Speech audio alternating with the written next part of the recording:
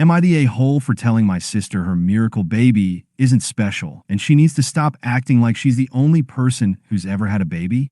So, I feel like a complete a-hole even writing this, but I'm seriously at the end of my rope. My sister, 32 female, has been trying to have a baby for a long time. She's had a couple of miscarriages, went through multiple rounds of IVF, and finally, she gave birth to a healthy baby boy a couple of months ago. A 27 male was really happy for her at first, and I know how much this meant to her. But ever since the baby came, she's been acting like she's the first person in the history of the world to have a child. Every single conversation turns into a speech about her miracle baby and how hard her journey was. I get that it wasn't easy, but she's milking it for everything. It's gotten to the point where she expects everyone to put their lives on hold for her and the baby. Like, my parents were planning a trip for their anniversary, and she guilted them into canceling it so they could help with the baby. She even asked me to take time off work to come over and support her, which really just meant running errands and cleaning her house. The breaking point came at a family dinner last weekend. She went on again about how blessed she is, how she's the only one who understands real struggle, and how no one can relate to her unless they've been through the same thing. After 30 minutes of this, I just couldn't take it anymore and said something like,